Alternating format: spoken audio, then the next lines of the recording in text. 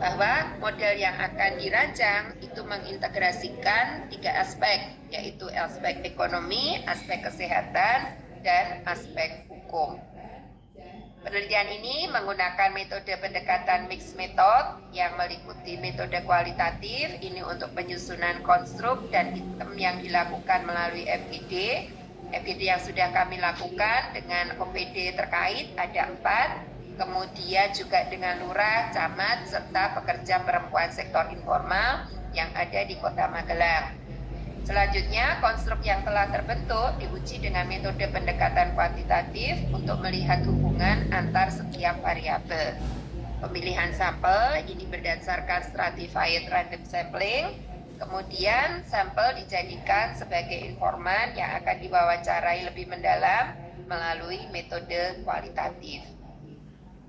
Nah, hasil tahapan penelitiannya, jadi ini ada 3. Tahap pertama pengumpulan data, kita lakukan FGD dengan OPD-OPD terkait, ada 4, yaitu Disnaker, kemudian Dinsos, DP4KB, serta Disperindak. Kemudian dengan 17 lurah, 3 camat, kemudian dengan pekerja perempuan sektor informal. Nah, ini menghasilkan instrumen yang nantinya digunakan untuk menyusun model perlindungan. Kemudian setelah itu tahap kedua, kami melakukan validasi instrumen yang dilakukan oleh 3 orang expert yang pakar di bidang ekonomi, kesehatan, dan hukum. Nah, ini menghasilkan instrumen dan konstruk penelitian yang telah tervalidasi.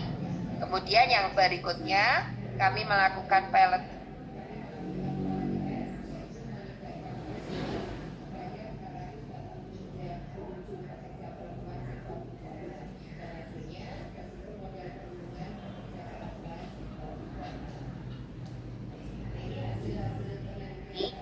nama OPD terkait pada SPD dari Disnaker. Ini kemarin kebetulan diwakili oleh Ibu Eni Kusuma Dewi, bahwa memang Disnaker tidak memiliki lentas dalam pembinaan ataupun perhatian kepada pekerja sektor informal.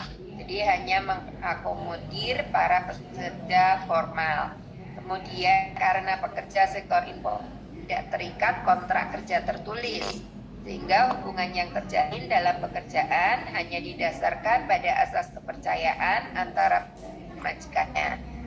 Keberadaan pekerjaan formal itu tidak tercatat secara resmi, sulit terdeteksi, tidak memungkinkan untuk melaksanakan program-program kerja yang terhadap permasalahan yang dia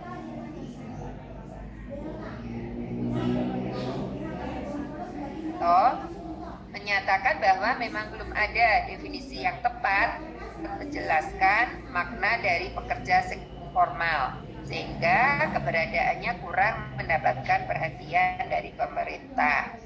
Jenis pekerja sektor informal menurut Pak Hermanto itu adalah pekerja rumahan, pelayan toko, pramuniaga, asisten rumah tangga, buruh gendong, buruh lepas, dan pekerja lainnya di luar TRI. Nah, sampai saat ini Disperindak memang belum memiliki data terkait jumlah pekerja sektor informal, sehingga tidak memungkinkan untuk menyelenggarakan program kerja terkait dengan para pekerja tersebut. Kemudian dari Dinas Sosial yang diwakili oleh Ibu Ngatmini, bahwa tupoksi Dinsos itu hanya difokuskan pada isu-isu terkait dengan gender dan pemberian bansos dan masyarakat kebencanaan yang diberikan berdasarkan data serta kebutuhan di lapangan. Jaminan dan pendampingan sosial yang dilakukan oleh Dinsos itu diberikan atas perintah atau pengajuan masyarakat melalui pengadilan. Jadi bidang garapan Dinsos tidak terkait dengan ketenagakerjaan. Kemudian dari DP4KB yang diwakili Ibu Sari, bahwa DP4KB juga tidak terkait secara langsung dengan pekerja sektor informal. Jadi DP4KB secara umum mempunyai tupoksi terkait perlindungan anak dan wanita, terutama dalam pelecehan seksual. Untuk dari upaya perlindungan kejahatan seksual tersebut, DP4KB sebuah lembaga khusus yang disebut dengan Women Crisis Center. Tahap yang kedua dari hasil FGD tersebut, kami lakukan expert judgment, yaitu dari 3 pakar di bidang ekonomi, Bu Rohianti Murniningsih, dari bidang hukum Bu Heniatun, dan dari bidang kesehatan Bu Heni Setiawati. Nah, pakar hukum menyatakan bahwa landasan hukum dalam penyusunan kebijakan bagi pekerja sektor informal itu adalah Undang-Undang Nomor 13 Tahun 2003 tentang Ketenagakerjaan. Pekerja informal memang tidak tercantum secara eksplisit dalam tersebut, namun dijadikan sebagai rujukan mengenai kategori pekerja baik formal maupun informal. Namun kenyataannya pekerja sektor informal, khususnya kaum perempuan, sering diabaikan sehingga sering terjadi diskriminasi, kekerasan ataupun pelecehan. Oleh karena itu harus ada bantuan hukum yang pasti.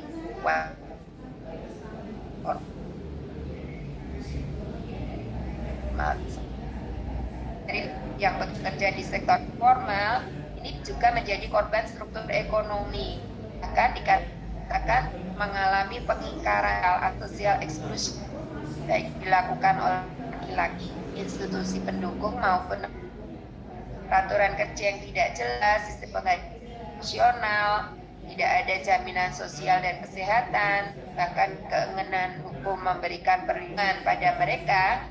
Ini merupakan realitas dari pengingkaran sosial tersebut. Nah, kondisi ini semakin sulit ketika pemahaman dan ideologi yang dibangun mengarah pada upaya analisasian perempuan, bahkan dipertegas dengan women capital dalam pendidikan, pengalaman kerja, keterampilan, sehingga perempuan sektor informal rentan terhadap eksploitasi. Kemudian dari expert judgment pakar kesehatan menyatakan perlindungan dari para pekerja terutama perempuan sektor informal meliputi perlindungan secara fisik dan psikis. Secara fisik, perempuan harus dilindungi dari lingkungan kerja yang berpotensi menyebabkan kecelakaan maupun penyakit akibat kerja melalui penerapan manajemen kesehatan dan keselamatan kerja yang optimal. Kemudian secara psikis dilindungi melalui kepesertaan asuransi. Nah, dari 2 tahap itu, kemudian di tahap ketiga kita melakukan penyebaran kuesioner yang diawali dulu dengan pendataan pekerja sektor informal untuk kaum perempuan. Ini jumlahnya dia mungkin belum terdata semua, tapi data kami jumlahnya seperti ini, 10.538. Jadi kalau dari Sakernas hasil perhitungan kami sekitar 60.000 nih, tapi kami hanya dapat mendata 10.538. Kemudian kami ambil sampel yang jumlahnya 487 berdasarkan stratified random sampling tadi atas Potro Bangsan, Gelangan, Magelang, dan Tidar. Hasilnya seperti ini dari hasil wawancara. Jadi yang kami masukkan di perlindungan ekonomi itu kita kelompokkan menjadi kesejahteraan, literasi keuangan, pemberdayaan, dan profesionalisme. Nah, mereka menyatakan begini, belum ada kebijakan dari pemerintah terkait pekerja informal. Saya bekerja hanya berdasarkan kesepakatan dengan majikan dan kontrak tertulis sehingga majikan dapat memecat saya kapan saja. Konsumen kadang membatalkan pesanan pada menit terakhir dan tidak mau membayar. Nah, ini kami masukkan ke dalam kelompok kesejahteraan. Kemudian, saya tidak pernah mendapatkan pengetahuan untuk mengelola pendapatan yang telah diperoleh. Umumnya, para pekerja tidak mengetahui mengatur keuangan. Ini kita masukkan dalam variabel literasi keuangan. Selanjutnya, mengadakan pelatihan keterampilan dan memberikan bantuan kepada seluruh pekerja sektor informal termasuk perempuan. Kami mampu berproduksi cukup untuk memasarkan. Seharusnya pemerintah bisa membantu. Kami membutuhkan dukungan sumber daya agar daya saing cukup tinggi. Nah, ini kita masukkan ke pemberdayaan. Kemudian Saya hanya lulusan sekolah dasar, saya bekerja hanya berdasarkan pengalaman dan saya tidak tahu cara meningkatkan keterampilan. Majikan sering bertindak tidak adil karena pendidikan dan keterampilan kami rendah. Meningkatkan keterampilan dan kemampuan dan meningkatkan keunggulan kompetitif mereka. Nah, ini kami masukkan ke profesionalisme. Selanjutnya di bidang hukum ada 2 variabel, yaitu masalah hukum dan bantuan hukum. Nah, ini kami kelompokkan berdasarkan hasil wawancara bahwa pelecehan, kekerasan seksual, dan diskriminasi merupakan pengalaman umum bagi pekerja perempuan di sektor informal. Kemudian kami tidak memiliki kontrak tertulis. Nah, 2 ini kami masukkan ke masalah hukum. Yang berikutnya, saya tidak tahu apa yang harus dilakukan ketika mengalami ketidakadilan, dan kami menuntut perlakuan dan kesempatan yang sama dengan pekerja di sektor formal. Ini kami masukkan ke bantuan hukum. Kemudian yang di bidang kesehatan, ini ada 5 variabel. Yang pertama, psiko datang dari mana saja, dari lingkungan kerja maupun peralatan kerja. Mesin pengupas, ini mungkin maksudnya pengupas singkong, karena kami juga melakukan observasi di industri pengolahan keripik singkong. Jadi mereka mengatakan mesin pengupas berisiko dan berpotensi merugikan kami, padahal ini kan variabel potensi bahaya. Kemudian kadang terjadi cedera, oleh karena itu kami selalu berusaha untuk berhati-hati. Penyebab kerja umumnya karena kami tidak fokus dalam bekerja. Jenis kecelakaan kerja yang terjadi adalah kecelakaan kerja ringan. Namun bisa saja terjadi kecelakaan besar di masa mendatang. Ini kita masukkan ke kecelakaan kerja. Kemudian majikan kurang begitu memperhatikan terhadap kecelakaan kerja yang terjadi, hanya meminta kami untuk beristirahat. Keluhan sakit kami alami di beberapa bagian tubuh seperti leher, punggung, pinggul, dan tangan. Ini kita masukkan ke penyakit akibat kerja. Kemudian kami tidak memiliki asuransi apapun. Jika tidak memfasilitasi kami untuk mengikuti asuransi, kami tidak pernah diberitahu tentang keselamatan dan kesehatan kerja, pakaian khusus atau sejenisnya. Nah, ini kita masukkan ke asuransi. Yang terakhir, tempat kerja kami tidak memiliki peraturan keselamatan dan kesehatan kerja. Jadi kita masukkan ke kesehatan dan keselamatan kerja. Nah, harapan kami nanti bisa muncul satu model perlindungan seperti ini.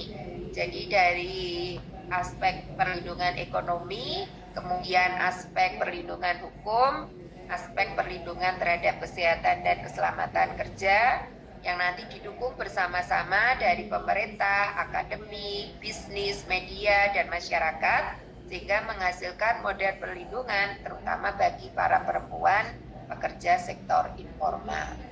Nah, kemudian masing-masing variabel tadi kami lakukan pengujian. Nah, pengujian hasilnya bahwa variabel profesionalisme, pemberdayaan, dan perlindungan hukum berpengaruh positif dan signifikan. Sedangkan yang literasi keuangan, potensi bahaya, kecelakaan kerja, penyakit akibat kerja, dan asuransi itu tidak berpengaruh secara positif dan signifikan terhadap model perlindungan pekerja sektor informal. Nah, dan variabelnya ini setelah kami hitung lagi ternyata hanya berpengaruh 28,4%.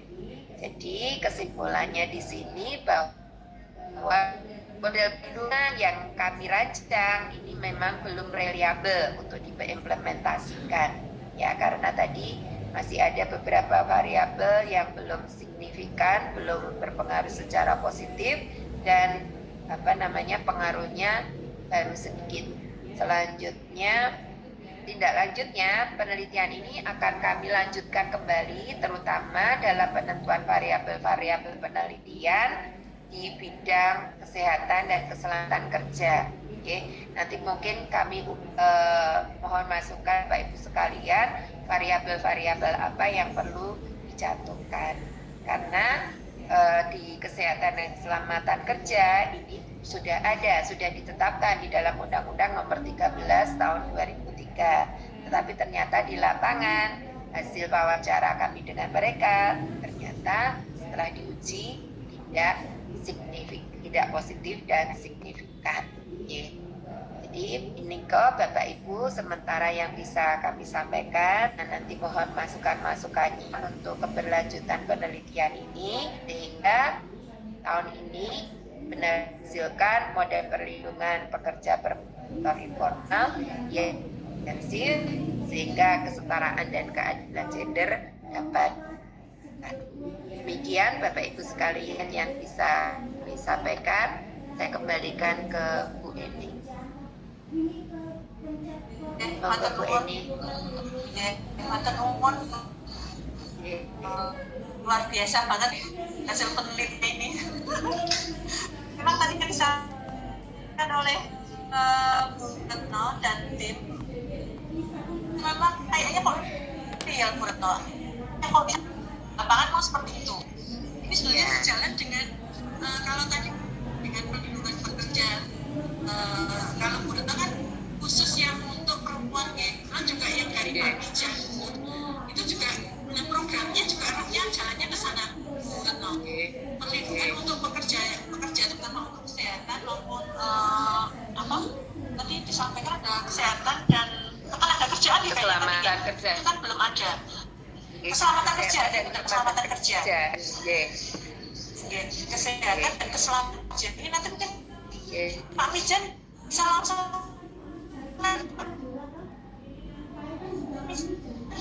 atau mungkin bisa langsung dimasukkan ya terkait dengan makanya dalam itu bertemu yang dalam matur bahwa memang Disnaker ini kan juga lagi gencar untuk banyak pemerintah kepada terutama kepada pemerintah terkait dengan perlindungan pekerja. Perlindungan pekerja ini sejalan dengan yang tadi disampaikan bersama, memang benar ada yang undang-undang terkait dengan keselamatan kerja. Ini yang selama ini memang itu masih diabaikan. Nah ini Pak Mijan ini juga program dari Disnaker dan Pak Mijan ini saya matur kemarin ini nanti juga nyambung penelitian yang sedang dilakukan oleh teman-teman Unima. Pak Mijan mungkin itu disampaikan dulu terkait dengan programnya dari Disnaker, kemudian saran masukan untuk yang penelitian dari Unima. Pak Mijan, monggo Pak Mijan, waktu dan tempat kami bersama. Terima kasih. Ya terima kasih Tuan bisa paparannya. Dan yang pertama sangat yang selalu halo suara bisa ditangkap dengan baik. Yang pertama yang kami tanggapi adalah terkait dengan penelitian pekerja informal perempuan gitu ya. Yang ini penelitian ini menunjukkan bahwa wanita itu tangguh, bukan hanya sebagai tulang rusuk tetapi dia tulang keluarga. Ya, hanya menjadi tulang keluarga, bukan menjadi tulang rusuk. Dan penelitiannya tadi bahwa total ada 55% pekerja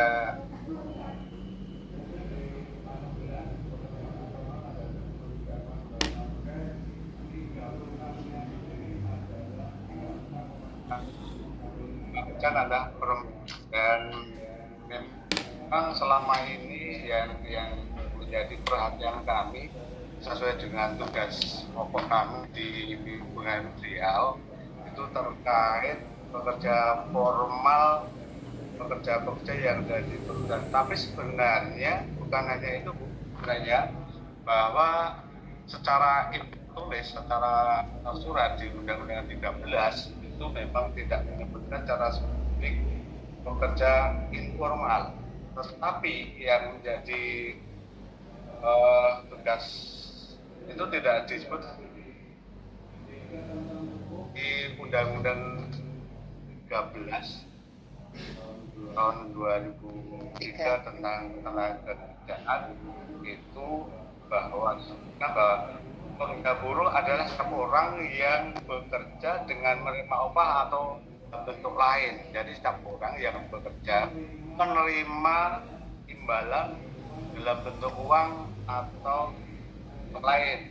Kemudian yang disebut usaha itu ada 3 poin. Yang pertama adalah orang perorangan, persekutuan atau badan hukum yang menjalankan suatu perusahaan milik sendiri.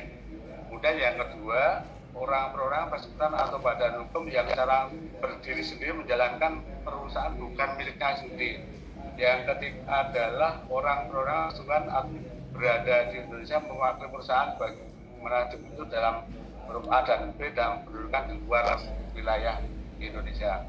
Kemudian juga pengusaha itu adalah pengusaha itu perusahaan, jadi apa lain itu juga disebut dengan. Kemudian yang apa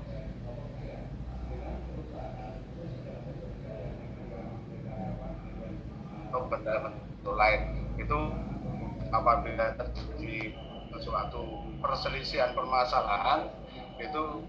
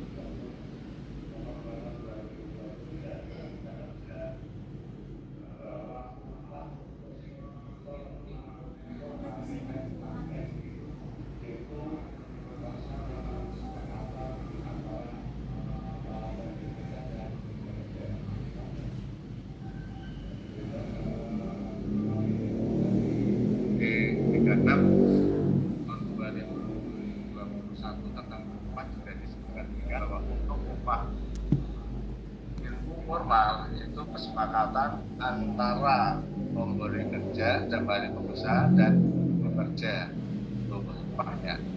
Kalau perusahaan yang menengah dan perusahaan besar memang harus upahnya minimum ada upah minimum kabupaten yang berlaku pada tahun berjalan. Untuk tahun ini, tahun 2023, UMK Kota Magelang Rp2.606.064 gitu. Tapi sekali lagi saya sampaikan bahwa untuk pengupahan formal kesepakatan antara pemberi kerja dan kemudian juga tadi terkait dengan perlindungan yang lain, misalkan kalau sebenarnya di Undang-Undang 13 juga ada amanat bahwa apabila seorang pekerja perempuan merasakan sakit pada hari pertama atau kedua itu bisa izin tidak bekerja. Itu di dalam peraturan perusahaan atau perjanjian kerja masing-masing perusahaan itu ada aturannya. Karena perusahaan apabila mengajukan pengupahan kepada Dinas Tenaga Kerja harus ketentuan yang normatif harus ada. Misalkan ya tadi disebutkan pekerja perempuan, terutama yang perempuan merasakan sakit pada hari pertama atau hari kedua itu bisa minta izin dan dengan tetap pendapatan upah. Nah, sebenarnya di peraturan perundang-undangan, di peraturan perusahaan maupun di PKB, perjanjian kerja bersama, itu tidak boleh ada diskriminasi tentang pengupahan. Pekerja perempuan maupun laki-laki sama, tidak ada diskriminasi. Tapi memang di dalam praktek sehari-hari kami juga tidak tahu karena sekarang tidak bisa masuk ke anak mereka secara benar. Tapi di dalam peraturan memang tidak boleh ada diskriminasi. Kemudian yang ketiga terkait dengan perlindungan sosial, perlindungan terutama ini Bu, yang tadi saya sampaikan bahwa pekerja perempuan di Indonesia itu tangguh dan kenyataan memang tulang punggung keluarga itu lebih didominasi oleh perempuan, banyak kemasan, terutama di pekerjaan informal.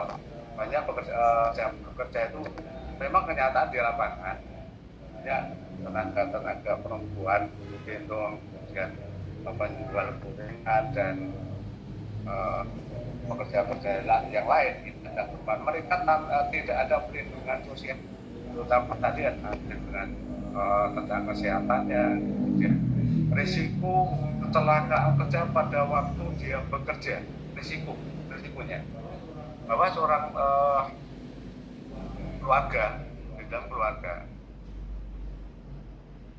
tulang punggung keluarga, pencari nafkah utama ini lebih rentan terhadap risiko kerja, baik itu risiko kerja, kemudian kembali lagi di rumah, ini risikonya lebih banyak. Nah, apabila terjadi risiko misalkan kecelakaan lalu lintas, kecelakaan kerja itu sekarang kebanyakan kecelakaan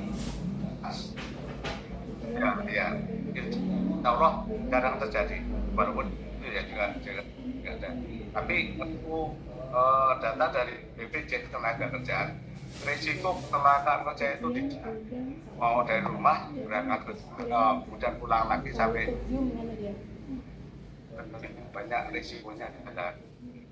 Perlindungannya memang untuk di pekerjaan informal selama ini jarang sekali yang ada perlindungan sosial, perlindungan jaminan sosialnya, baik kecelakaan kerja maupun risiko kerja maupun kematian. Kami sedang mendorong agar pekerja sebagai tulang punggung keluarga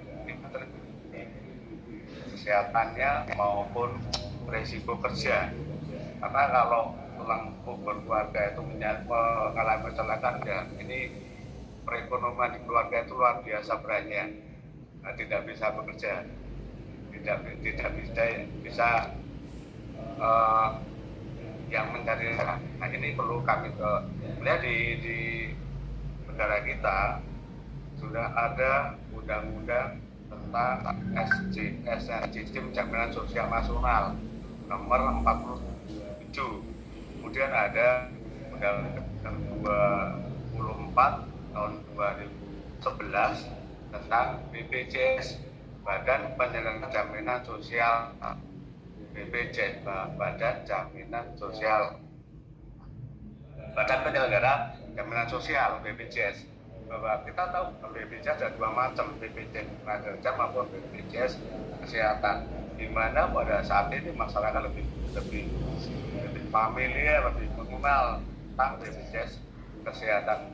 Di Kota Magelang, insya Allah sudah coverage, sudah pesertanya sudah 99,berapa% itu sudah lansi, sudah tercover semua, bahwa bagi penduduk yang tidak bekerja di pemerintah, di BUMN atau di perusahaan itu hampir semuanya sudah mempunyai BPJS, sudah mempunyai JKN, Jaminan Kesehatan Nasional, dan sudah meng-cover itu hampir semua warga Kota Magelang sudah mempunyai kartu kesehatan kalau berobat ke fasilitas kesehatan tidak gratis. Yang dorong agar semua dari Kota Magelang, baik pekerja informal, pekerja rentan itu bisa terlindungi waktu dia bekerja mau pada jaminan kematiannya. Dan ini sedang berusaha agar bisa terlindungi dengan mengikuti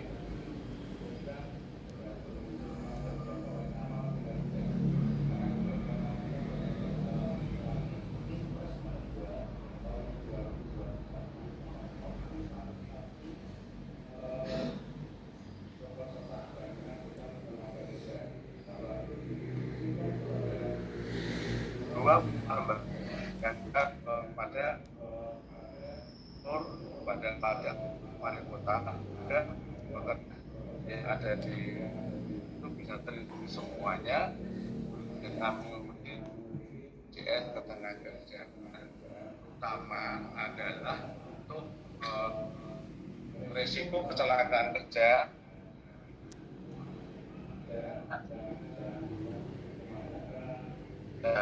kemana kan di hasil penelitian dari Unima itu mereka tidak mempunyai asuransi, tidak mempunyai asuransi apapun.